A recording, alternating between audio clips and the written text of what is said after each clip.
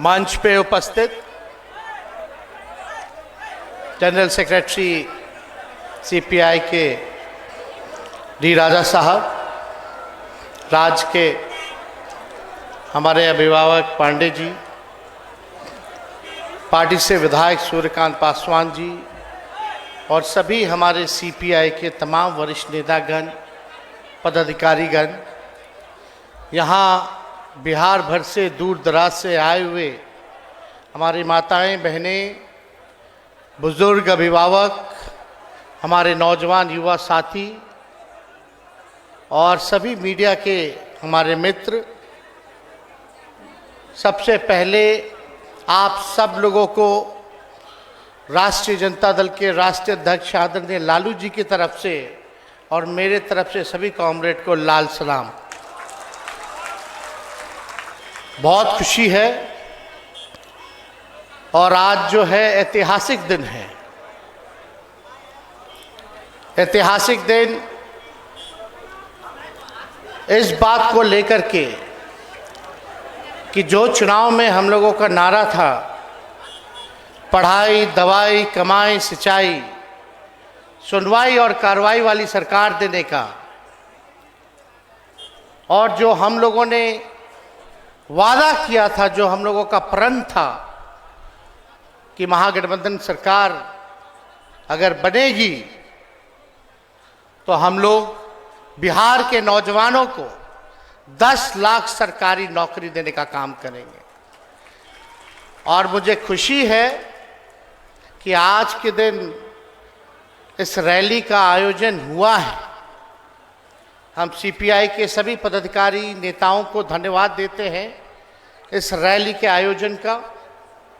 और साथ ही साथ आप सब लोगों को खबर होगा कि 2.25 लाख बहालियाँ निकली थी, जिसमें कि 1,20,000 अभ्यर्थी जो है वो चुने गए हैं, जिसको आज केवल एक विभाग एक दिन में 1,20,000 अभ्यर्थियों को नियुक्ति पत्र देने का काम करेगा। अभी सरकार को 14-15 महीने ही हो रहा है और 14-15 महीने में ही लगभग 4 लाख सरकारी नौकरियां जो है निकाली गई हैं, जिसमें कि आज नियुक्ति पत्र का भी कार्यक्रम शुरू हो गया है। इतनी जल्दी 2 महीने में समझिए कि आवेदन लोगों ने भरा, फॉर्म भरा, परीक्षा दिया और रिजल्ट भी आ गया और नियुक्ति पत्र भी वितरण हुआ है। देश के इतिहास में आज तक लाखों के तादाद में किसी एक विभाग ने नौकरियां नहीं दी होंगी। वो आज महागठबंधन की सरकार ने नीतीश कुमार जी के नेतृत्व में हम सब मिलकर के करके दिखाने का काम किया है और ये सिलसिला रुकने वाला नहीं है। आप समझिए, जब 1 साल के भीतर ही हम लोग 4 लाख बहाली निकाल देंगे, ये तो 2 साल भाजपा वाले लोग बर्बाद कर दिया। नहीं तो कब का 10 लाख लोगों को जो है सरकारी नौकरी मिल गया होता। लेकिन आने वाले समय में जो हम लोगों का कमिटमेंट था, वो उस कमिटमेंट को हम लोग पूरा करेंगे। 10 लाख सरकारी नौकरी और उसके अलावा 10 लाख रोजगार की व्यवस्था जो कराने का ऐलान हम लोगों ने किया है, उसको हम लोग मिलकर के पूरा करेंगे। आज देश में जो माहौल है वो आप लोग सब लोग देख रहे हैं। कुछ लोग तलवार बांटने में लगे हैं, हम लोग कलम बांट रहे हैं।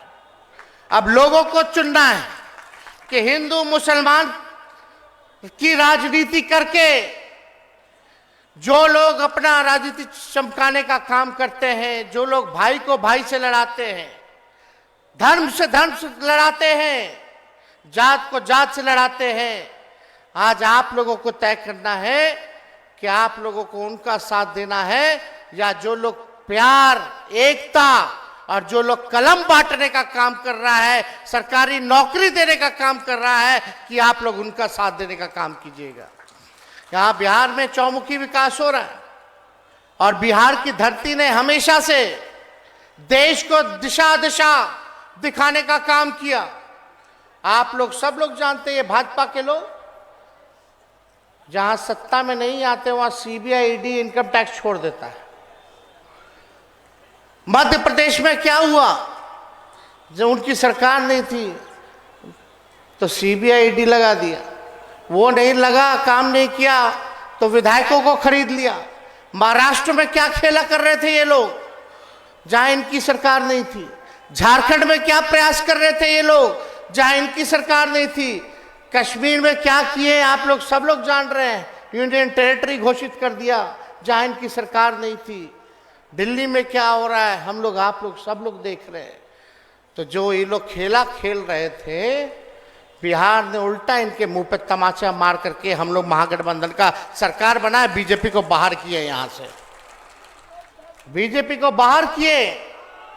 ये देश की जरूरत थी, लोगों की मांग थी कि लोकतंत्र को बचाने के लिए, देश के संविधान को बचाने के लिए सभी विपक्षी लोगों को गोलबंद होना होगा। और वही अगस्त क्रांति के दिन पिछले साल हम लोगों ने फैसला किया, लालू जी ने, नीतीश जी ने, कि मिल करके महागठबंधन बना करके इन भाजपा लोग को बाहर करेंगे। और यही नहीं, बिहार से तो किया ही किया, और मिल करके सभी देश भर के विपक्षी लोगों को गोल बंद करके इनको देश के सत्ता से भी दूर करने का काम करना है। और इस रैली का उद्देश्य भी यही है। देश में किसान परेशान है, मजदूर परेशान है, गरीबी है, हाहाकार है, और केवल सरकार जो है ये गरीबों की, आम आदमी की सरकार नहीं है भारत सरकार, ये केवल पूंजीपतियों की सरकार है। केवल 2-3 लोगों के लिए लोग काम करते हैं, गरीबों के लिए काम नहीं कर रहे हैं। एक काम बता दीजिए, अगर भाजपा के लोगों ने किया होगा तो किया, एक काम नहीं किया इन लोगों ने। महंगाई इतनी बढ़ गई, पहले ये लोग क्या बोलता था, महंगाई डाइन है, खाई जात है। अब महंगाई इनको डाइन नहीं लौक रही है, अब क्या लौकता, महबूबा और भौजाई लौकतिया। क्या हालत बना दिया इन लोगों ने, गरीब आदमी क्या खाएगा, कहीं कोई काम नहीं मिल रहा लोगों को। लेकिन बिहार में रोजगार के अवसर पैदा किए जा रहे हैं, लोगों के लिए काम किया जा रहा है। हम लोग चाहते हैं अच्छी शिक्षा व्यवस्था हो। अब बच्चे से बीपीएससी ने परीक्षा लिया, शिक्षा का स्तर बेहतर होगा, पढ़ाइयाँ होंगी, केवल बहाली तो होगा, सोचिए लाखों लोगों के घर दिवाली मनेगा अच्छे से, और लाखों लोग तो छोड़िए, करोड़ों बच्चों का भविष्य सुनहरा होगा। ये काम हम लोगों की सरकार ने किया। पढ़ लिख लेगा, अधिकार मांगेगा, हम लोग काम कर रहे हैं हर एक तरीके से। और आप देखिए बिहार में कितना इस महागठबंधन सरकार ने काम किया है, ऐतिहासिक काम किया है 1 साल के अंदर। जाति आधारित गणना 1931 में हुआ था, उसके बाद कहीं नहीं हुआ। बिहार ऐसा राज्य है जहां जाति आधारित गणना कराया गया।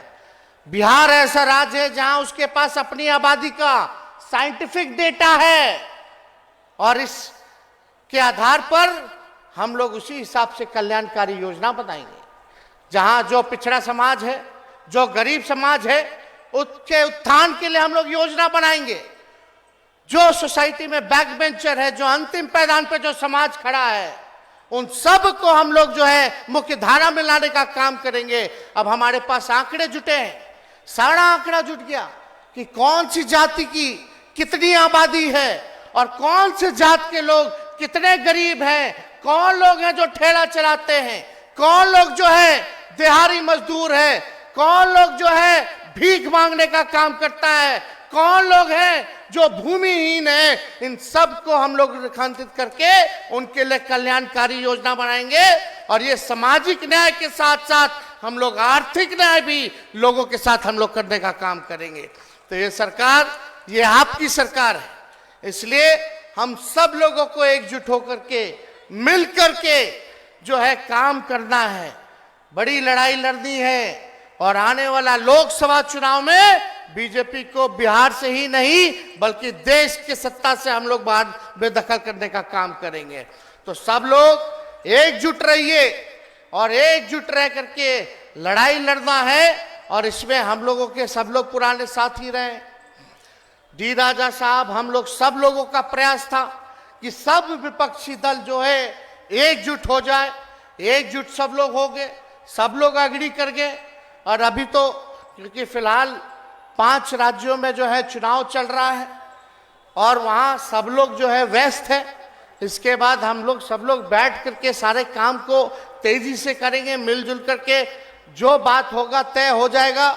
उसके बाद हम लोग जो गरीब का जो एजेंडा है, जो नौजवानों का जो एजेंडा है, जो मजदूरों का जो एजेंडा है, जो किसानों का जो एजेंडा है, उसको लेकर के हम लोग लड़ाई लड़ने का काम करेंगे। सबको साथ लेकर के चलेंगे और देश को जो है तानाशाही से मुक्त कराएंगे, जुमलेबाजी से मुक्त कराएंगे। आप लोग तो जान रहे, बिहार में हम लोग का सरकार बना, हम लोग नियुक्ति पत्र बांटने लगे तो देश के सबसे बड़े कलाकार, उनका फिर से कलाकारी शुरू हो गया।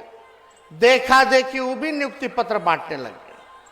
तो हम लोगों ने एजेंडा तय कर दिया है। बिहार के 2020 के चुनाव के बाद जहां भी चुनाव हुआ या हो रहा है, आज असल मुद्दे पे हो रहा है, चाहे कोई दल के हो। आज उनको बेरोजगारी को पर बात करने पर मजबूर हम लोगों ने करने का काम किया है। आज कोई पार्टी चुनाव में अगर आता है तो बात करता है कि हम आएंगे तो 10 लाख नौकरी देंगे, हम आएंगे तो 20 लाख नौकरी देंगे। तो ये काम तो हुआ है, एक उपलब्धि तो हुई है कि कम से कम हिंदू मुसलमान की जगह आज रोजगार पे बात हो रही है, बेरोजगारी पे बात हो रही है, जो असल मुद्दा है उस पे बात हो रही है। तो इसलिए रुपया तो कमजोर हो रहा है, लेकिन इस पे कोई बात नहीं कर रहा।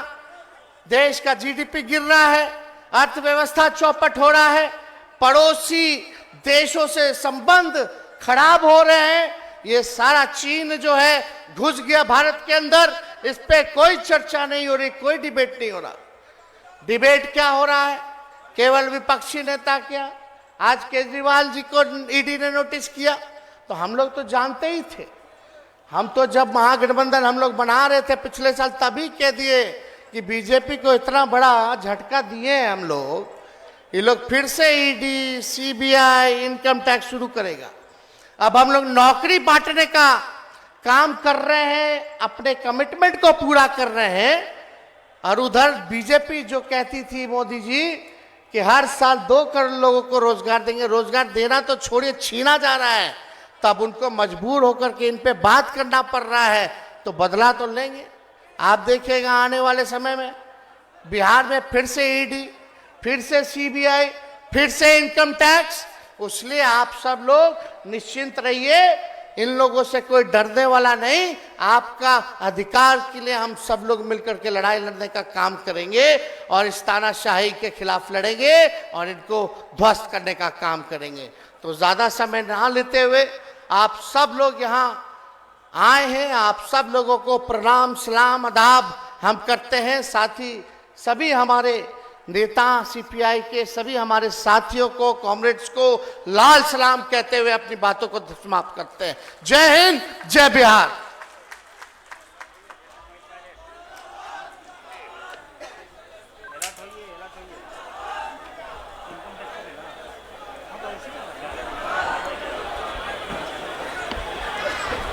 चलिए, तेजस्वी जी को हम लोग बहुत देर से प्रतीक्षा कर रहे थे, सुनना चाह रहे थे। और इंडिया गठबंधन की भारतीय कम्युनिस्ट पार्टी का ये प्रथम रैली, जो इस चिलचिलाती धूप में लाखों की संख्या में हमारे साथियों ने यहाँ आकर के अपनी एकजुटता प्रदर्शित किया है, उसको हमारे बिहार के माननीय मुख्यमंत्री और फिर तेजस्वी जी का संबोधन और उत्साहवर्धक आश्वासन, इंडिया गठबंधन को हम और मजबूत करेंगे, न केवल बिहार बल्कि देश भर से भाजपा को भगाएंगे, हमारे हौसले को बुलंद करता है। और इसी बुलंदी के साथ हम अपने कार्यक्रम को आगे बढ़ाएंगे। आपको पहले ही सूचना दे चुके हैं कि चूंकि तेजस्वी जी को आज के ऐतिहासिक कार्यक्रम जो नियुक्ति पत्र बांटना है उसमें भाग लेना है, इसलिए इसी बीच वो हमारे बीच से तो चले जाएंगे, लेकिन हमारा ये कार्यक्रम चलता रहेगा। हम आमंत्रित करेंगे अपने मंच पर ललन चौधरी, सीपीएम के राज्य सचिव। अब तेजस्वी जी जा रहे हैं, इसलिए 2-4 नारे के साथ स्वागत कर दीजिए। बिहार के उप मुख्यमंत्री तेजस्वी जी को लाल सलाम। लाल सलाम, लाल सलाम। बिहार के उप मुख्यमंत्री तेजस्वी जी को लाल सलाम।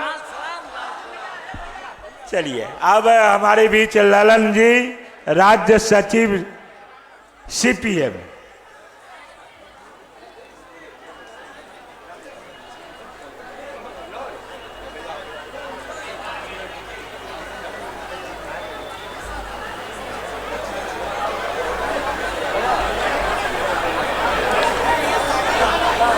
सभापति जी,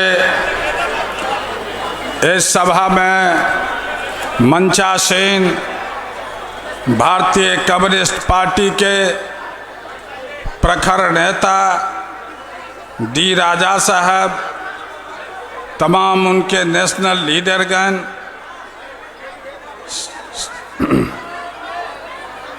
क्या चले कि थोड़ा रुक चले, आपका 5 मिनट के बाद ही शुरू कीजिए, क्योंकि यहाँ की स्थिति ठीक थोड़ा जी। आपने बिहार के मुख्यमंत्री और उप मुख्यमंत्री की बातों को सुना है। आपने राजा जी की बातों को सुना है। आपने मीना तिवारी जी की बातों को सुना है।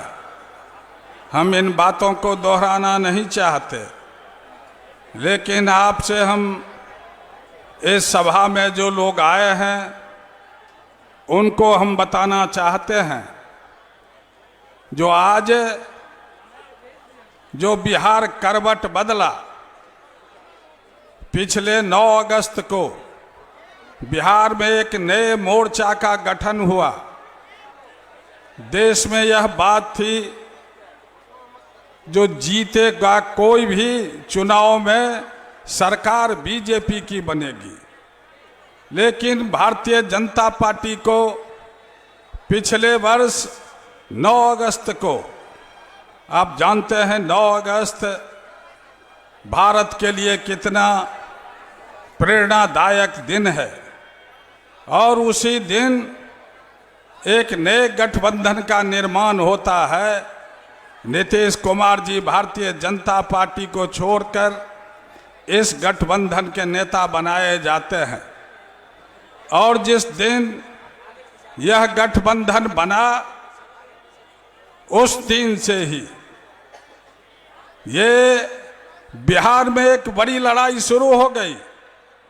और वो लड़ाई शुरू हुई जो पूरे देश के पैमाने पर एक बड़ा गठबंधन बनाया जाए, क्योंकि आज देश के सामने में बड़ी चुनौती है। हमारा देश जिस बुनियादी ताकत से ब्रिटिश हुकूमत के खिलाफ लड़ा, वो हमारा राष्ट्रवाद क्या था? हिंदू, मुस्लिम, सिख, ईसाई आपस में सब भाई भाई। हम लोगों ने कॉन्स्टिट्यूशन बनाया था, बालिक मताधिकार के आधार पर बहुमत की सरकार बनेगी, लेकिन ये तमाम बातें ध्वस्त दिखती जग गई। संविधान खतरे में आ गया, जुडिशियरी खतरे में आ गया। देश के जो संसाधन और संपत्ति थे, LIC और बैंक, बड़े बड़े कारखाने, हथियार बनाने के कारखाने, हवाई जहाज के का अड्डा, रेल, सेल, भेल, ये तमाम चीजों को इस सरकार ने 70 वर्ष के उपलब्धि में इसने बेच दिया, कुछ परिवार को हैंड ओवर कर दिया। अभी बैंक की हालत हुई, 1300 करोड़ रुपया किसानों को देने के लिए इनके पास एक पैसा नहीं, लेकिन ये तमाम बड़े बड़े पूंजीपतियों को उनके कर्जे को माफ कर दिया। मोदी जी, ये रुपया आपका नहीं था, तुम तो मैनेजर थे। देश की जनता के टैक्स से अर्जित पैसा तुम पूंजीपति को देने वाले कौन होते हो? किसने तुमको मैंडेट दिया था जो तुम इस देश की संपत्ति को बेच दो? इसलिए साथियों, एक बड़ा खतरा देश के सामने में मौजूद हुआ। हम भारतीय कम्युनिस्ट पार्टी के नेताओं को धन्यवाद देना चाहते हैं। आपने 6 महीना से ऊपर मैं बिहार के अखबार को देख रहा हूँ, आप एक एक गली में, गांव में, शहर में आपने प्रतिवाद की कार्रवाई शुरू की है। आप बड़े संघर्ष की ओर बढ़े हैं, इसलिए आपका मैं क्रांतिकारी अभिनंदन करता हूँ, आपको लाल सलाम करता हूँ। और ये लाल झंडा की एकता, हरे झंडे की एकता एक मजबूत बिहार के निर्माण के साथ साथ पूरे देश के राजनीति को बदलेगा। हम आप तमाम साथियों से जो प्रदर्शन में आए हैं उनसे कहना चाहते हैं कि आप एक बात याद रखिए, जहां कहीं भी जुल्म हो, अन्याय हो, उस वक्त में जहां गैर बराबरी हो, जहां जातीय उत्पीड़न हो, महिलाओं के साथ दुर्व्यवहार हो, लाल झंडा दिखना चाहिए। यह क्रांतिकारियों का झंडा, इनकलाब का झंडा, लाल झंडा बिहार के हर जुल्मी के सीने पर खड़ा रहना चाहिए। यही इस रैली की सबसे बड़ी सफलता होगी। और आप जब यहां से जाएंगे तो एक मजबूत संघर्ष की रूपरेखा को, संघर्ष से समाधान की ओर बढ़ने का जो नारा हम लोगों ने दिया था, लेफ्ट पार्टी ने दिया था, हमको पूरा भरोसा और विश्वास है जो यही शक्तियां, यही ताकत आने वाले लोकसभा चुनाव में बिहार से इसको परास्त करने में परास्त करेगी। और स्थिति जहां है, आपको हम बताना चाहते हैं 39 सीट पर पिछले लोकसभा में उनकी जीत हो गई थी। 1 सीट मात्र इस मोर्चे की जीत हुई थी। इस बार ठीक बदला हुआ हालत होगा। और हम आपसे कहना चाहते हैं, जो आने वाले लोकसभा के चुनाव में बिहार में 40 से 40 सीट भारतीय जनता पार्टी पराजित होगी। लाल और हरा और तमाम गठबंधन के ताकत के बदौलत हम उसको परास्त करने में कामयाबी हासिल करेंगे। इसी अपील और इसी आग्रह के साथ मैं अपनी बात को समाप्त करता हूं और आपके इस रैली के सफलता के लिए आपके नेताओं का, जनता का लाभ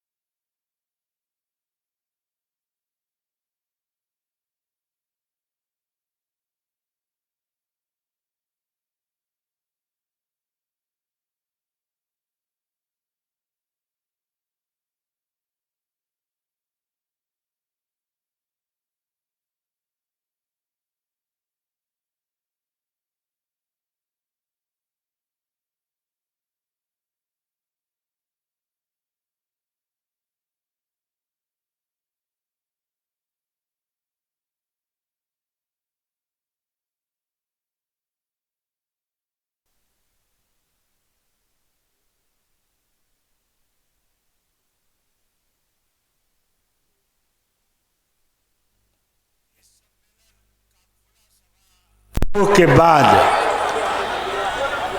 बिहार ऑल इंडिया खेत मजदूर यूनियन का राष्ट्रीय सम्मेलन होना है और राष्ट्रीय सम्मेलन का झंडोत्तोलन सम्मेलन स्थल पर 4 बजे होगा और प्रतिनिधि सत्र 6 बजे से होगा।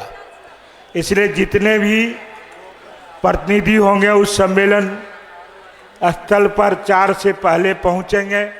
स्वागत करने वाले तमाम लोग जाएंगे, झंडोत्तोलन में शिरकत लेंगे। जो भी साथी उसमें भाग लेना चाहते हैं झंडोत्तोलन में भाग लेंगे।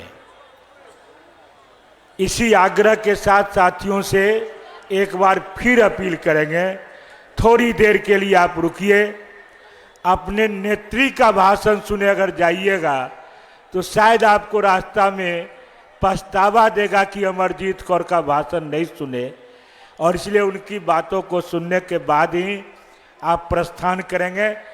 मैं अपने राष्ट्रीय सचिव AITUC के नेत्री अमरजीत कौर को आमंत्रित करता हूं। अमरजीत कौर।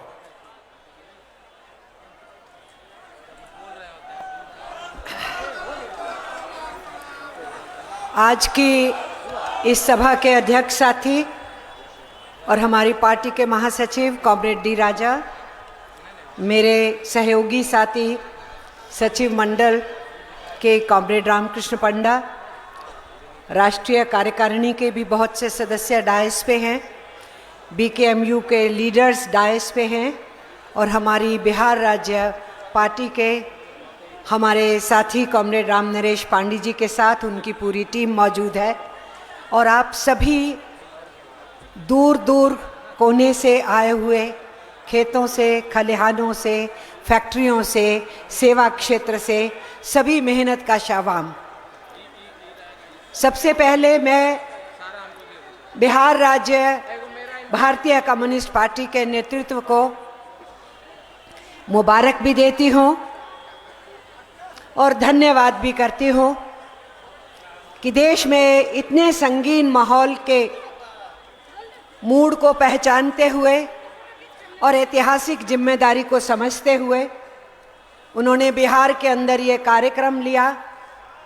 गांव-गांव, तालुक, फिर जिला और फिर राज्य स्तर का ये कार्यक्रम आयोजित किया। ये बिल्कुल सटीक समय है 2024 के राष्ट्रीय लोकसभा चुनावों से पहले। उसके लिए आप बधाई के पात्र हैं। और ठीक ही कहा, दूसरी पार्टी के साथियों को भी कहना पड़ा कि हाँ, बिहार देश को दिशा दिखाता है। तो मैं ये कहूँगी, बिहार जब देश को दिशा दिखा रहा होता है तो भारतीय communist party Bihar state committee उसमें अग्रणी भूमिका निभा रही होती है। इसलिए आप बधाई के पात्र हैं। सुबह से बहुत से साथियों ने बातचीत की, बहुत सी बातें यहाँ पर रखी जो मुल्क के साथ, हमारे देश के साथ बीत रहा है। मैं उन्हीं बातों को आगे बढ़ा रही हूँ। सबसे पहले तो हम लोग कौन हैं? हम लोग जो झंडा डंडा उठा के, सत्तू पोटली में बांध के, कुछ ना कुछ खाने का अपने साथ लेके, सिर के ऊपर गठरी रख के चल देते हैं जब लाल झंडे का आह्वान आता है। हम खेतों में, खलिहानों में काम करने वाले लोग हैं। हम फैक्ट्रियों में, खादानों में काम करने वाले लोग हैं। हम सड़कों पे, गली कूचों पे मेहनत मशक्कत करके अपनी रोजी रोटी कमाने वाले लोग हैं। हम सेवा क्षेत्र में भी काम करते हैं। हमारी महिला जो खेत में काम करती है तो वो स्कूल के बच्चों को मध्याह्न भोजन भी खिलाती। यहाँ बैनर लेके खड़ी थी वो महिलाएं, बार बार बोल रही थी, कुछ कहना चाह रही थी। माताओं और बच्चों की केयर के लिए आंगनवाड़ी सेंटर भी चलाते हैं हम ही लोग आशा कर्मी भी हैं और लोगों की सेवा का ख्याल करते हुए, स्वास्थ्य का ख्याल करते हुए काम करते हैं। कौन सा क्षेत्र है जहां हम नहीं हैं? वो पब्लिक सेक्टर हो, वो सरकारी विभाग हो, वो प्राइवेट कारखाने हो, वो निजी क्षेत्र के अदारे हो, हर जगह के ऊपर जो मेहनत करते हैं, खून पसीना बहाते हैं, देश के अंदर धन दौलत पैदा करते हैं, देश के लोगों को सेवाएं देते हैं, वो गांव में, शहर में, सब जगह में, गली में, कूचों में हम हैं। तो हम कौन हैं? हम हैं असली भारत। और वो असली भारत उमड़ घुमड़ करके आज देश के अंदर फिर से अपनी पहचान को लेके आगे बढ़ते हुए उन हुकूमत से टक्कर लेना चाहता है जो आपने मुख्य नारा दिया रैली का, भाजपा हटाओ देश बचाओ। उनसे टक्कर लेने के लिए हम निकले हैं सड़क पे, जो हमारे हिंदुस्तान की अस्मिता को डुबो रहे हैं, जो इस देश के गरीब आवाम को उसके पेट पे लात मार रहे हैं, जो रोजगार दे नहीं रहे, छीन रहे हैं, जो महंगाई रोक नहीं रहे बढ़ा रहे, जो भाईचारा बना नहीं रहे तोड़ रहे। इसलिए हम निकले हैं आज उनको चुनौती देने के लिए। तो अगर हम अपनी पहचान जानते हैं कि हम असली भारत हैं, और अगर हम उनकी पहचान जानते हैं कि वो देश के दुश्मन हैं, केवल मजदूर और किसान के ही दुश्मन नहीं, वो देश के दुश्मन हैं, इसलिए उनको देश की सत्ता पे नहीं रहना चाहिए। अगर हम ये कहना चाहते हैं तो जरा नजर तो दौड़ाएं कि ये हैं कौन लोग। मिस्टर नरेंद्र मोदी और आपकी पूरी टीम, आप लोग उस आरएसएस के स्वयंसेवक हो जिस आरएसएस के निर्देश के हिसाब से भारतीय जनता पार्टी के नेता बनके आप दिल्ली की कुर्सी पे बैठे हो। वो क्या है राष्ट्रीय स्वयंसेवक संघ, जिसके आप स्वयं सेवक हैं और निक्कर पहन के, लाठी पहन के, सिर पे टोपी लेके उनकी कतारों में खड़े होते हैं। वो ड्रेस की आपकी अपनी नहीं है, वो इटली के मुसोलिनी से उधार ली हुई ड्रेस है। तो आप कौन हैं? आप वो हैं जिन्होंने हिंदुस्तान की आजादी के आंदोलन का विरोध किया। आप कौन हैं जिन्होंने इस देश के आजादी के आंदोलन के दौरान केवल ये नहीं कहा कि इससे हमारा कोई लेना देना नहीं है। जब आपके संस्थापक हेड ग्वार से पूछा गया, अंग्रेजों के खिलाफ लड़ते हुए लोग जेलों में जा रहे हैं, काला पानी की सजाएं सह रहे हैं, लाठी गोली खा रहे हैं, नौजवान शहादतें दे रहे हैं, फांसी के तख्ते चूम रहे हैं, तो आपका क्या कहना है? मिस्टर नरेंद्र मोदी, आपके गुरु हेड ग्वार ने यह कहा, आरएसएस के गुरु ने, ये नौजवान भटक गए, हमारी अंग्रेजों से कोई लड़ाई नहीं। तो भैया आपकी किससे लड़ाई है? ये किस लिए फौज किस्म की आरएसएस तैयार कर रहे हो? तो तभी हेड ग्वार ने बोल दिया था, हमारी लड़ाई मुसलमानों से है, हमारी लड़ाई ईसाइयों से है, और हमारी लड़ाई लाल झंडे से है। इसलिए आप समझ लीजिए, लाल झंडा को थामने वाले साथियों, चाहे आप यूनियन चला रहे हो, चाहे खेत मजदूर यूनियन चला रहे हो, या एटक की यूनियन चला रहे हो, और चाहे जन संगठनों के साथी हो, और चाहे कम्युनिस्ट पार्टी के कार्यकर्ता बन के मैदान के अंदर हो, आप ये समझ लीजिए कि जो हेड ग्वार ने कहा, मिस्टर नरेंद्र मोदी ने कुछ महीने पहले दोहराया अपने बीजेपी के कार्यकर्ताओं में भाषण देते हुए। मिस्टर नरेंद्र मोदी ने कहा कि ये लाल झंडे वाले बहुत खतरनाक होते हैं, ये वाम पक्ष जो है सबसे खतरनाक विचारधारा है, और इसलिए सजग हो जाओ, इनसे लड़ना है। मिस्टर नरेंद्र मोदी, आपके गुरु ने 1925 में बोला था ये, और तब से तुम लोग उसी रास्ते के ऊपर निकले हुए हो। इसलिए लाल झंडा थामने वालों, मैं आपसे कह रही हूं, वो जानते हैं कि उनकी संघर्ष किससे है, तो हमें भी पता होना चाहिए हमारी संघर्ष किससे है। आज से नहीं है, आज से नहीं है, बहुत पुरानी लड़ाई है इनके साथ, 100 बरस से ऊपर हो गए। इसीलिए साथियों, ये हम नहीं बोल रहे कि ये अंग्रेजों के दलाल थे, ये इनके गुरु ने कहा, हमारी अंग्रेजों से कोई लड़ाई नहीं है, हम इस आजादी के आंदोलन का हिस्सा नहीं है। ये हम नहीं बोल रहे कि देश के साथ इन्होंने गद्दारी की, इनके काम और कृत्य बोलते हैं, क्योंकि इन्होंने जिस तिरंगे के नीचे आजादी का आंदोलन लड़ा गया, उसी तिरंगे को इन्होंने पैरों के नीचे कुचला, उस तिरंगे की ये होली जलाते रहे, और इतने बरसों तक आजादी के बाद भी आरएसएस के हेडक्वार्टर पे कभी भी ये तिरंगा नहीं फहराए थे। अब जाके मजबूरी में इनको फहराना पड़ा, क्योंकि प्रधानमंत्री बैठे हैं। और इसलिए हम ये कहना चाहते हैं कि एटक तो 1920 में बनने के बाद 1921 में पूरी आजादी का नारा मांगती है, और हसरत मोहानी एक कम्युनिस्ट लीडर कांग्रेस के सेशन में 1921 में पूरी आजादी देश को मिलनी चाहिए, ऐसा प्रस्ताव पास करो, बात उठाते हैं। जबकि अभी कम्युनिस्ट पार्टी तो 1925 में बनी थी, कम्युनिस्ट ग्रुप बहुत थे और अपने को कम्युनिस्ट कहने वाले हजरत मोहानी ने वो आवाज उठाई।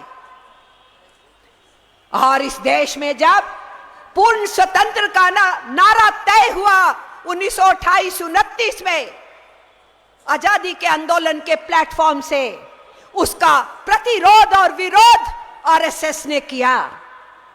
देश के अंदर आजादी के आंदोलन के साथ लगातार धोखाधड़ी करने के साथ साथ राष्ट्रीय स्वयंसेवक संघ का रोल इस देश में अफरा तफरी फैलाने का रहा, हमेशा हिंदू मुस्लिम डिवाइड का रहा। मिस्टर मोहित अमित शाह बार बार यहां आते हैं, आपके बिहार मैंने सुना है फिर आने वाले हैं। जब पिछले चुनावों में वो आए थे तो बिहार की जनता ने और बिहार के पत्रकारों ने पूछा था कि आपने 15 लाख देने का वायदा किया था मिस्टर नरेंद्र मोदी ने हर परिवार को, वो कहां है? तो अमित शाह ने कहा था वो तो चुनाव का जुमला था, चुनावों में तो बहुत कुछ बोलते हैं।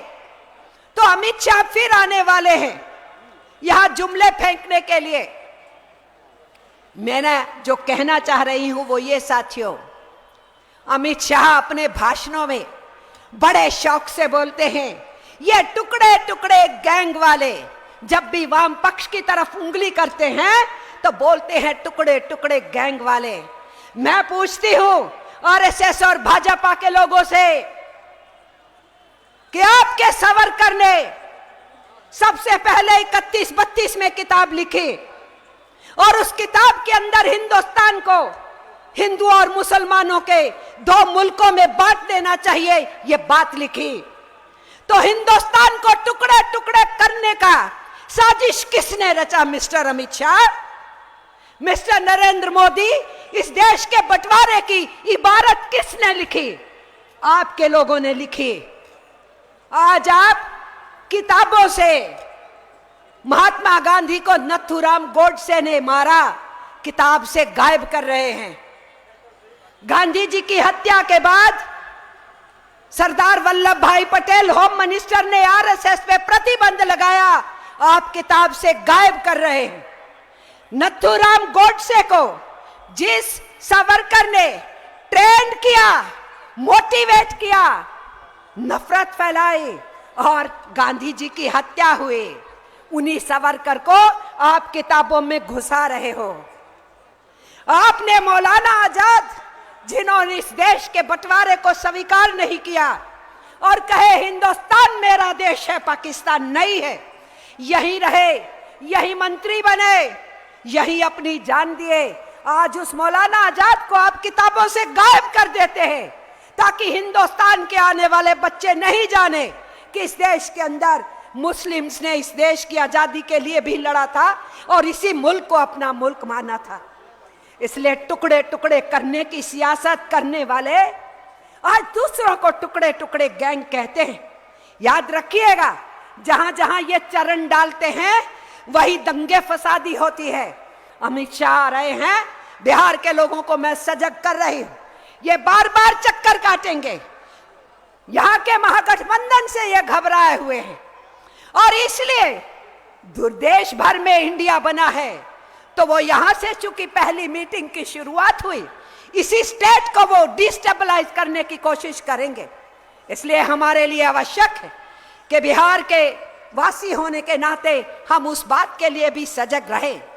इसलिए मैं अपनी इस बात को आगे बढ़ाते हुए कि जो हुकूमत में बैठे हैं, अंग्रेजों की केवल दलाली नहीं किए, अंग्रेजों से राज करना भी सीखे और वो राज करना है बांटो और राज करो, नफरत की राजनीति फैलाओ। कोई रोजगार मांगे तो हिंदू मुस्लिम की बात बताओ, कोई अपने घर परिवार के लिए छत मांगे तो हिंदू मुस्लिम का फसाद कराओ, कोई अपने बच्चों के लिए बेहतर जिंदगी की बात करे, कॉपी किताब की बात करे तो उसको हिंदू मुस्लिम विवाद समझाओ। और इसीलिए देश के अंदर बंटवारे की सियासत करते हुए ये सत्ता पे चिपके रहना चाहते हैं। हमको भारतीय कम्युनिस्ट पार्टी के जो कार्यकर्ता है, सपोर्टर है, समर्थक है, उन सब ने आज ये समझना है कि जब सब साथियों ने कहा संविधान पे खतरा है, अरे पूरे देश की सोच और समझ पे खतरा है। संविधान तो उसी देश की सोच और समझ का प्रतिनिधित्व करता था जिसको इस देश के लोगों ने निर्मित किया। और नरेंद्र मोदी के बिठाए हुए वाइस प्रेसिडेंट धनखड़ साहब इस कॉन्स्टिट्यूशन को नहीं मानते, वाइस प्रेसिडेंट की कुर्सी पर बैठ के कॉन्स्टिट्यूशन का विरोध करते हैं। इतना ही नहीं, प्रधानमंत्री के सलाहकार विवेक रॉय लिखते हैं कि देश के संविधान की जिंदगी पूरी हो चुकी है। इस देश के संविधान के निर्माताओं की बेइज्जती करते हैं कि हिंदुस्तान का यह संविधान हिंदुस्तानियों ने नहीं लिखा, अंग्रेजों ने लिखा है। इसलिए आप सोच सकते हैं, समझ सकते हैं कि किस किस्म की हुकूमत हमारे सिर के ऊपर बैठी है। अर्थतंत्र के मामले में कहां पहुंचाए हैं। बहुत साथियों ने जिक्र किया यहां गैर बराबरी का। मैं सीधे सीधे बात करना चाहती हूं। दुनिया की रिपोर्टें आ रही हैं, देश की रिपोर्ट भी उसमें शामिल होती है। हमारे देश की हालत मिस्टर नरेंद्र मोदी ने कहां पहुंचाई है कि हमारे देश के जो ऊपर के 1% अमीर है, ऊपर के 1% अमीर हमारे देश की कुल धन दौलत के 40% हिस्सा के मालिक है। और हमारे देश का जो नीचे का 50% जनता है, लगभग 70 करोड़ इंसान, उनके हिस्से कुल धन दौलत का केवल 3 पैसे हिस्सा आता है। इतनी बड़ी गैर बराबरी है कि 100 बरस पहले जहां हिंदुस्तान खड़ा था एक और अमीर और गरीब के बीच की खाई में, वो वहां पहुंच चुका है वापिस हिंदुस्तान। ये इन्हीं का आंकड़ा है, इनके क्राइम ब्यूरो का, कि पिछले साल आत्महत्याएं करने वालों में 25% दिहाड़ीदार मजदूर थे। इसका मतलब है कि महीने में 10 दिन भी काम नहीं मिल रहा है, घर में रोटी नहीं चल रही है। ये आंकड़े सरकार के हैं। और पिछले ही साल नरेंद्र मोदी की सरकार ने सुप्रीम कोर्ट के अंदर हलफनामा जमा कराया। जब सुप्रीम कोर्ट ने यह पूछा इस देश में 5 साल के नीचे के बच्चे क्यों मर रहे हैं इतनी बड़ी गिनती में, कारण बताओ, तो मिस्टर मोदी की सरकार एफिडेविट जमा कराती है और एफिडेविट में स्वीकार करती है कि 65% बच्चे जो मर रहे हैं 5 साल से नीचे, उनके मरने का कारण कुपोषण है, कोई बीमारी नहीं है, उनको अनाज नहीं है। और हिंदुस्तान को अपने 9 साल के राज में कहां पहुंचा दिया इन्होंने कि 122 देशों में हिंदुस्तान 112वें स्थान पे भुखमरी के इंडेक्स में है। हमसे बेहतर पाकिस्तान, बांग्लादेश, श्रीलंका, नेपाल, हमारे पड़ोसी मुल्क हमसे बेहतर स्थिति में है। तो भूख की तरफ धकेल दिया, बेकारी की तरफ धकेल दिया, महंगाई की तरफ और धकेल दिया और अफरा तफरी और नफरत के माहौल को बढ़ा दिया। तो इस किस्म की हुकूमत जो देश की जड़ों को कमजोर कर रही है, जो देश की सभ्यता को बर्बाद कर रही है और देश के जनमानस की सारी आशाओं के ऊपर पानी फेंक रही है, इस हुकूमत के रहने का कोई मतलब नहीं बनता है। आप हैरान हो जाएंगे कि पहले केवल किसानों की आत्महत्याएं थी, अब दिहाड़ीदार मजदूरों की आत्महत्याएं शुरू हुई और उसके साथ साथ बेरोजगार नौजवानों की हत्याएं पर मंथ 400 से ज्यादा है। नौजवान बच्चा जो अपने माँ बाप के लिए उम्मीदें पैदा करता है, उन्होंने किसी तरीके से पढ़ाया लिखाया है, रोजगार नहीं पा रहा है, वो आत्महत्याओं के रास्ते पे जा रहा है। बोलिए इस नौजवान भारत का भविष्य क्या होगा? नौजवान भारत में बोल रही हूं क्योंकि 70% हिंदुस्तान की आबादी 35 बरस से नीचे की है। यह युवा भारत है। इस युवा भारत के अंदर जो पब्लिक सेक्टर रोजगार देता था, जिस गवर्नमेंट सेक्टर में रोजगार मिलते थे, जो पब्लिक सेक्टर के चलते हुए प्राइवेट सेक्टर के पनपने के चलते हुए रोजगार मिलते थे, उन सब के ऊपर तो मोदी की सरकार ने हमला बोल रखा है, तो नौजवान कहां जाए? इसीलिए यहां पर ठीक ही कहा मुख्यमंत्री ने और उप मुख्यमंत्री ने कि उनके पास एजेंडा नहीं है, हमारे पास एजेंडा है कि हम रोजगार दें, लेकिन वो भी काफी नहीं है। मैं ये कहना चाहती हूं, बेकारों की गिनती बहुत ज्यादा है, इसलिए उसमें बहुत कुछ करने की जरूरत है। तो जो हुकूमत दिल्ली की सल्तनत के ऊपर बैठ करके हमारे सिर पे थुपी हुई है, उसी हुकूमत को नेस्तनाबूद करने का संकल्प पूरे देश भर में लिया जा रहा है। तो बिहार के साथियों ने उस परिपाटी को आगे बढ़ाते हुए पहल की है यहाँ पर, और इस रैली का आयोजन किया है। मैं भी बहुत लंबा समय तो नहीं लेना चाहती आपके बीच में, दूसरा कार्यक्रम शुरू होना है, पर मैं आपसे कहना चाहती हूं, समाज का हर हिस्सा प्रताड़ित है, पीड़ित है। उसके लिए जो भी आवाज उठाता है उसको ED, CBI, UAPA, sedition law, हर चीज दिखाई जा रही। जर्नलिस्टों के ऊपर हमले, मीडिया के ऊपर पूरा कंट्रोल, और फेक न्यूज बना करके लोगों को कब्जा करना, उनके कंप्यूटर, लैपटॉप, टेलीफोन छीन लेना, उसके अंदर बहुत सी चीजें घुसाना। हमारी बहन यहां बोल रही थी कि मिस्टर नरेंद्र मोदी की सरकार ने यूएनओ के अंदर ये स्टैंड क्यों लिया, तटस्थ क्यों रहे? ये तो प्रश्न है। तो ये देश की विदेश नीति के साथ खिलवाड़ कर चुके, ये अमेरिका और इजराइल के चौगड्डे के साथ हिंदुस्तान को खड़ा कर चुके, ये पूरी दुनिया में शांति दूत कहलाने वाले हिंदुस्तान की नाक कटा चुके। इसलिए ना ये देश के लिए माफिक है, ना ही विदेश नीति में माफिक है, और ये अमेरिका और उनके चौगड्डे के देशों के साथ अपनी अर्थनीति की सांझ कर रहे। विदेशी बैंक, विश्व बैंक और अंतर्राष्ट्रीय मुद्रा कोष की झोली में हिंदुस्तान की आर्थिक व्यवस्था को सौंपने में लगे हुए हैं। इसलिए कौन सी हैरानी की बात है कि इनकी सारी नीतियां अडानी और अंबानी के घर भरने में लगी रहती है। दुनिया के कॉरपोरेट घराने हो या हिंदुस्तान के कॉरपोरेट घराने हो, वही इनके मित्र हैं, और आपके लिए सिर्फ शब्द है मित्रों, जब जब भाषण देना है मित्रों। इसलिए मेरा आपसे कहना है, और खास करके युवा पीढ़ी से कहना है, भगत सिंह को आइकॉन मानते हो, चंद्रशेखर आजाद को याद करते हो, तुम सुखदेव और राजगुरु को मानते हो, जितेंद्र दास भूख हड़ताल करते हुए जेल में शहीद हुए उसकी बात करते हो, राम प्रसाद बिस्मिल और अशफाकुल्लाह के सरफरोशी की तमन्ना का गीत गाते हो। आज फिर से समय है हम उस तरफ बढ़े, क्योंकि जो कुर्सी पे बैठे हैं उनके गुरु ने कहा था ये सब भटके हुए नौजवान हैं।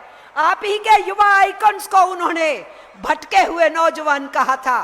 तो वो जो भटकन थी हमारे यूथ की, अंग्रेजी प्रशासन को उखाड़ के फेंकने की, तुम भटकन मानते हो, हम रास्ता मानते हैं, हम दिशा मानते हैं, हम प्रेरणा मानते हैं, हम इनको संकल्प मानते हैं, हम इसको प्रतिज्ञा मानते हैं। इसलिए मैं युवा पीढ़ी से कहना चाहती हूँ, हम लोग छात्र आंदोलन में आए थे, अपने सीनियर्स से बहुत कुछ सीखे थे, और उस लॉ को लेकर के हम आगे बढ़े थे। इसलिए मैं अपने छात्रों और नौजवानों से कहना चाहती हूँ, बहुत तेजी से युवा आंदोलन और छात्र आंदोलन को आगे बढ़ाने की जरूरत है, क्योंकि अगर हम इस आंदोलनों को आगे नहीं बढ़ाएंगे तो हमारे बेरोजगार नौजवानों को ये तलवार और भाले पकड़ा के सिर्फ कत्लेआम करने में लगाएंगे। दो ही रास्ते उनको दिए जा रहे हैं, या तुम नशों में डूब जाओ और या सांप्रदायिक हिंसा फसादी के अंदर हथियार उठा के लग जाओ। तो अपने युवा को अगर हमें बचाना है, उनको नया भविष्य देना है, तो हमें अपने संगठनों को मजबूत करना है, उसकी सोच को मजबूत करना है, उसको मैदानों में उतारना है। इसलिए वाम पक्ष के सभी युवाओं को मेरी अपील है, मैं केवल भारतीय कम्युनिस्ट पार्टी के साथ चलने वाले युवाओं की ही बात नहीं कर रही। इसलिए युवा पीढ़ी हिंदुस्तान के अंदर अगर आगे नहीं बढ़ेगी तो इस युवा भारत का भविष्य नहीं होगा। मैं आप सबसे ये अपील करती हूँ, जो यहाँ सब साथी आए, कि लौटने के बाद ये बैठने का समय नहीं है। आप ये कतई नहीं सोचिए कि कॉमरेड राम नरेश पांडे ने अपनी पूरी टीम के साथ मिलकर आपको एक कार्यक्रम दिया और आप गांव से लेके, जिला से लेके राज्य तक इस काम को संपन्न कर दिए तो काम संपन्न हुआ। काम संपन्न नहीं हुआ है, काम को आगे बढ़ना है और 2024 में भारतीय जनता पार्टी को हमेशा के लिए केंद्र की सत्ता से उखाड़ के फेंकना है और बिहार को सारी की सारी सीटें भाजपा से मुक्ति दिला के विपक्ष के INDIA को, इंडिया जो अलायंस बना है, उसकी झोली में डालना है। अगर बिहार के लोगों को ये करना है तो आप कॉमरेड्स को तो आराम करने का कोई समय नहीं है। कोई मीडिया आपकी कोई लंबी चौड़ी खबरें देगा, लोकल मीडिया वाले देंगे, सोशल मीडिया वाले देंगे, नेशनल मीडिया पूरे देश में इग्नोर करता है, करेगा, क्योंकि वो नरेंद्र मोदी के नाम पे उन्हीं का गोदी मीडिया मोदी मीडिया है। वो खबरें दिखाएंगे जो मिस्टर मोदी चाहते हैं, वो नहीं दिखाएंगे जो मिस्टर मोदी को उखाड़ फेंकने वाली ताकतें बोल रही हैं। ऐसी स्थिति के अंदर आपका घर घर पहुंचना, बस्ती बस्ती पहुंचना, मोहल्ले मोहल्ले जाना, कारखाना टू कारखाना जाना, खनिज खदानों के नजदीक जाना, सब जगह पे जहां आवाम काम करता है और जहां आवाम रहता है वहां पर हम लोगों को फैलना है, संदेशे को ले जाना है। ये रैली आगाज है और 24 तक आराम से नहीं बैठना है। जब तक हम अपने राज्य का तय कर लेना, हर प्रदेश ने तय करना होगा। आप बिहार राज्य का तय कीजिए कि बिहार राज्य के अंदर भारतीय जनता पार्टी को खाता नहीं खोलने देना है पार्लियामेंट के वास्ते।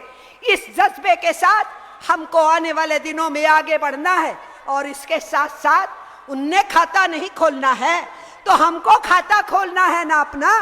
हमारी तो पार्लियामेंट में 8-8 सीट हुआ करती थी किसी जमाने में, काफी समय तक हमारी हाजिरी तो वहां रहती थी, तो उनका खाता खुलने नहीं देना है, विपक्ष का खाता खुलना है और जिनका है खाता बढ़ना है तो हमारा खाता भी खुलना है।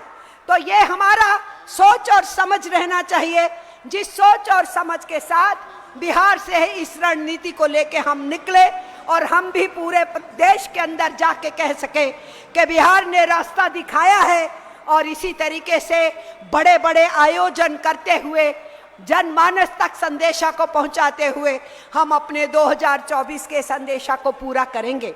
मैं आखिर के अंदर भारतीय कम्युनिस्ट पार्टी राष्ट्रीय सचिव मंडल, राष्ट्रीय कार्यकारिणी की तरफ से एक बार फिर आपको मुबारकबाद देते हुए, उसके साथ साथ एटक की ओर से भी आपको बहुत बहुत शुभकामनाएं और मुबारकबाद देते हुए और भारतीय खेत मजदूर यूनियन को, जिनकी राष्ट्रीय सम्मेलन आज यहाँ शुरू होनी थी और उसी के मौके पे ये रैली भी हो रही है और उनका सेशन शुरू होना है, उनके BKMU के कॉन्फ्रेंस के लिए, उनकी कामयाबी के लिए भी यही मैं शुभकामनाएं उनको दे रही हूँ, क्योंकि खेत खलिहान से उठते हुए जो मजबूत लोग हैं वही शहरों की धारा भी बदलेंगे। इसलिए ये BKMU का सम्मेलन राष्ट्रीय स्तर का सम्मेलन है।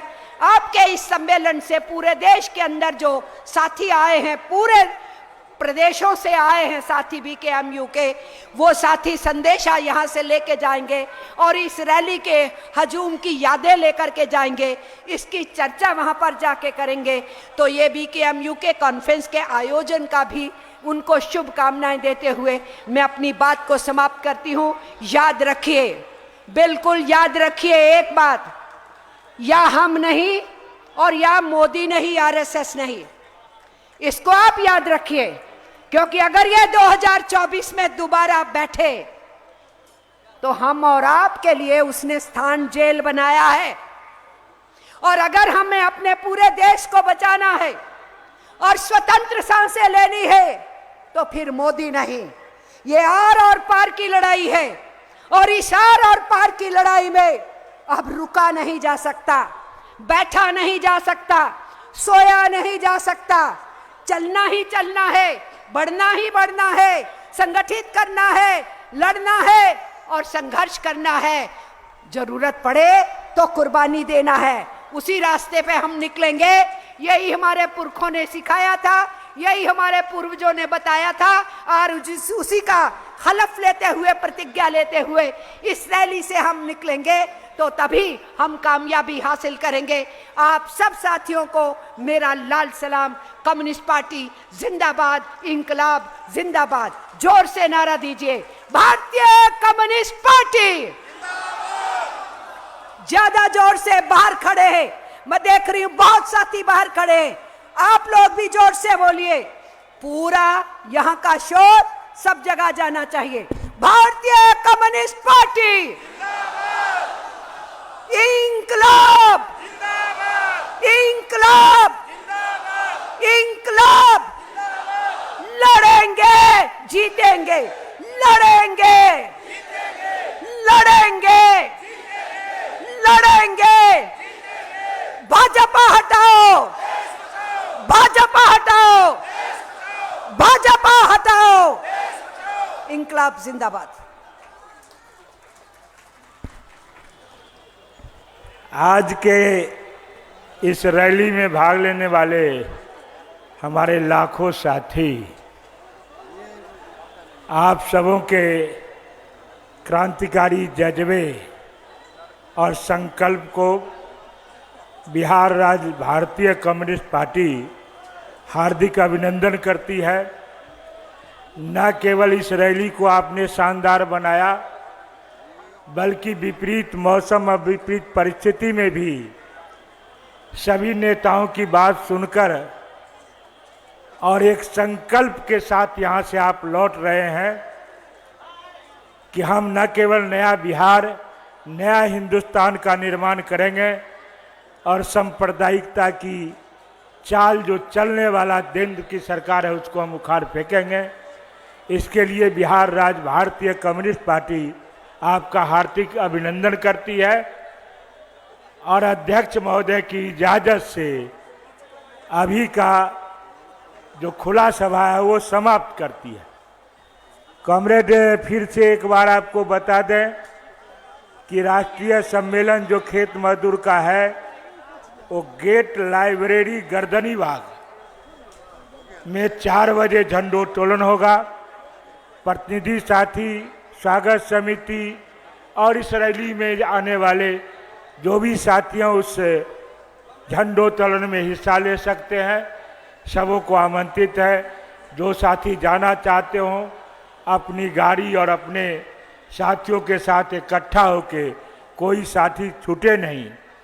एक सूचना मिली है, देवू सदा पोता अमित सदा, ग्राम प्रखंड बहादुरपुर, जिला दरभंगा, ये कहीं खोए हुए हैं।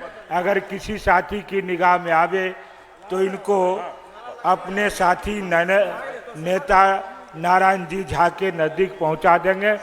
ध्यान रहे, अभी से सभी साथी को इकट्ठा करके यहाँ से जाए। सभा की कार्रवाई समाप्त की जाएगी। अरे इनकिलाब जिंदाबाद, जिंदाबाद जिंदाबाद, अरे इनकिलाब जिंदाबाद, जिंदाबाद जिंदाबाद, अरे भारतीय कम्युनिस्ट पार्टी जिंदाबाद, जिंदाबाद जिंदाबाद, अरे भारतीय कम्युनिस्ट पार्टी जिंदाबाद, जिंदाबाद जिंदाबाद, अरे इनकिलाब जिंदाबाद, जिंदाबाद जिंदाबाद, अरे आवाज दो, अरे आवाज दो, अरे लड़ेंगे, अरे लड़ेंगे, अरे भाजपा भगाओ देश बचाओ, अरे भाजपा भगाओ देश बचाओ, अरे भाजपा भगाओ देश बचाओ, अरे भाजपा भगाओ देश बचाओ, अरे कम्युनिस्ट पार्टी जिंदाबाद, अरे भारतीय कम्युनिस्ट पार्टी जिंदाबाद, अरे भारतीय कम्युनिस्ट पार्टी जिंदाबाद, अरे भाजपा भगाओ देश बचाओ, अरे भाजपा भगाओ देश बचाओ। तो हम क्या चाहते हैं? आजादी। तो हम क्या चाहते से आजादी, वो गरीबी से आजादी, अरे भुखमरी से आजादी, वो जातिवाद से आजादी, अरे पूंजीवाद से आजादी, सामंतवाद से आजादी, जो तुम ना दोगे आजादी, जो तुम ना दोगे आजादी, सुनसान सड़क पे आजादी, सुनसान सड़क पे आजादी, तो आधी रात को आजादी, तो ऊंचा बोलो आजादी, अरे चीख के बोलो आजादी, तो लड़के बोलो आजादी, अरे डट के बोलो आजादी, तो आरएसएस से आजादी, तो मोदी से आजादी, अरे योगी से भी आजादी, तो अमित शाह से आजादी, हम छीन के लेंगे आजादी, जो तुम ना दोगे आजादी, हम छीन के लेंगे आजादी, तो गांधी वाली आजादी, तो नेहरू वाली आजादी, तो भगत सिंह की आजादी, तो फुले वाली आजादी, तो मार्क्स वाली आजादी, अरे लेनिन वाली आजादी, तो सारे बोलो आजादी, सुनसान सड़क पे आजादी, तो मांग रही आधी आबादी आजादी, आजादी, तो मैं भी मांगू आजादी आजादी, आजादी, तो जातिवाद से आजादी आजादी, आजादी, अरे आरएसएस से आजादी आजादी, आजादी, तो मणिपुरी से आजादी आजादी, आजादी, अरे आवाज दो।